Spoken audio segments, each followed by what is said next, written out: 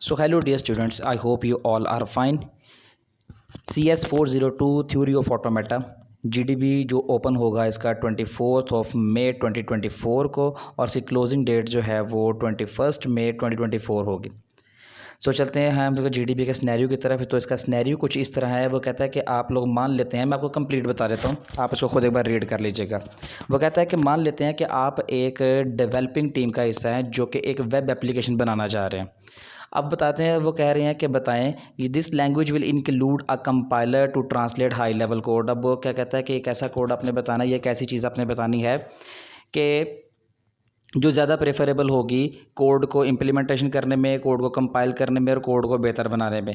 अब वो कहता है जो आपका रोल है वो रोल ये है कि your role as a team member is to implement your role as a team member is to implement the part of the compiler that validate email address to ensure that the correct format के अंदर आप लोगों ने email का सारा बताना है कि कैसे होगा, किस तरीके से होगा, कौन सी चीज़ आप यूज़ करने वाले हैं और कौन सी आप जो है वो ऑटोमेटिक की कौन सी टर्म आप यूज़ करने वाले हैं।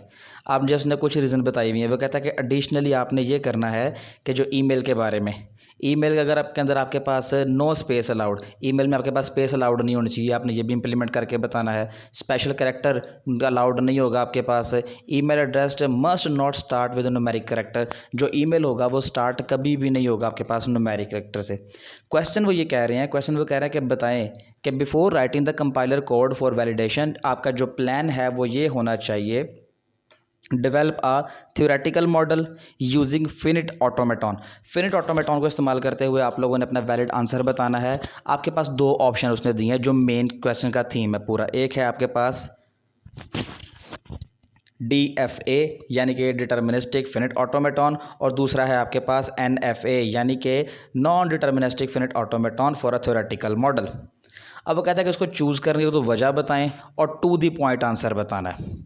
आंसर आपका कुछ जो है वो इस फॉर्मेट में होना चाहिए। सिंपल से उसने पूछे हुए हैं। वो कहता है कि आपका आंसर बताएं कि आप किस कोड को ज़्यादा, यानी कि आपकी कौन सी चॉइस आपकी होगी, NFA आपकी चॉइस है या DFA आपकी चॉइस है।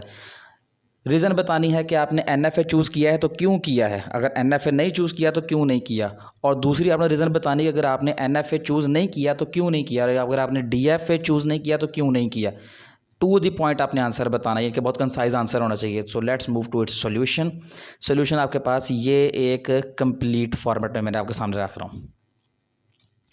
अब कहता है your preferred is at DFA deterministic finite automaton choose करेंगे, ये हमारी प्रेफरेंस है। प्रेफरेंस क्यों है साथ ये बताते हैं। जैसे उसने पूछा हुआ था कि रीज़न फॉर प्रेफरिंग चॉइस, ये प्रेफरिंग चॉइस करने की रीज़न ये था कि जनाब जो DFA है वो ईजियर होता है इंप्लीमेंट करने के लिए, डिबग करने के लिए, यानी कि अगर कोई बग उसमें आ गया उसको डिबग करना बहुत आसान है। उसकी डिटर्मिनिस्टिक नेचर की वजह से, यानी कि उसके अच्छे बिहेवियर की वजह से, उसके इंश्योरेंस की वजह से और उसके कंसिस्टेंट बिहेवियर की वजह से कि भाई वो जो है वो कोई किस्म का ज़्यादातर एरर्स ज़्यादा नहीं देता।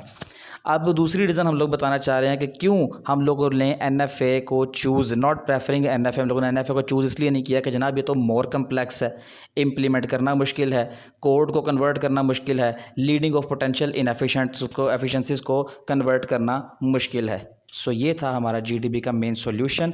मेन सॉल्यूशन आपके पास ये है, लेकिन फिर भी मैं आपको DFA की मज़ीद कुछ एडिशनल बेनिफिट्स बता सकता हूँ ताकि आप लोग इसकी जगह पे चेंज भी कर सकें। यानी कि जो ये सारा का सारा हिस्सा है ये वाला, इसको आप इजीली चेंज भी कर सकें। सो ये है उसकी कुछ एडिशनल बेनिफिट्स। ये मैंने कुछ नोट्स बना के रखे हुए हैं। सबसे पहले हमारे पास क्या है, वो कहता है प्रेडिक्टेबिलिटी और सिंप्लिसिटी होती है DFA के अंदर, यानी कि सिंपल सा कोड होता है, कोई मुश्किल चीज़ नहीं होती, इंप्लीमेंट करना आसान है, डिबग करना उसको बहुत आसान काम है, उसके नेचर को डिफाइन करना बहुत आसान है, कोड को लिखना बहुत आसान है। दूसरा वो कहता है कि इसकी परफॉर्मेंस बहुत बेहतर है, और ना इसकी परफॉर्मेंस जो है वो बहुत ज़्यादा बेहतर है, परफॉर्मेंस में आपको कोई प्रॉब्लम नहीं आएगी। इसको मल्टीपल टाइम जो है वो हैंडल भी किया सकते हैं, देख सकते हैं आप लोग कि मल्टीपल स्टेट से साइमल्टेनियसली इसको हैंडल किया जा सकता है, लीडिंग टू मोर एफिशिएंट बना सकता है, फास्टर वैलिडेशन होती है इसकी, जो है वो इम्प्लीमेंटेशन ज़्यादा अच्छी होगी, रन टाइम कोड जो है वो बहुत ज़्यादा बेहतर हो जाएगा, और रिसोर्स मैनेजमेंट इसके बहुत ज़्यादा बेहतर है।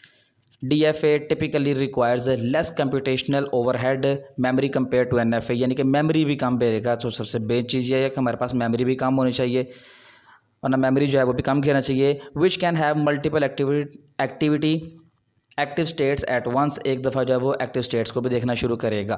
तो ये इसके कुछ एडिशनल बेनिफिट्स है। तो I hope you like this video. अगर वीडियो अच्छी लगी हो तो लाइक कीजिए, कमेंट कीजिए, शेयर कीजिए और सब्सक्राइब करना मत भूला करें, क्योंकि आपके एक बटन से अगले बंदे को बहुत सी खुशी मिल सकती है। So thank you so much, see you in the next video.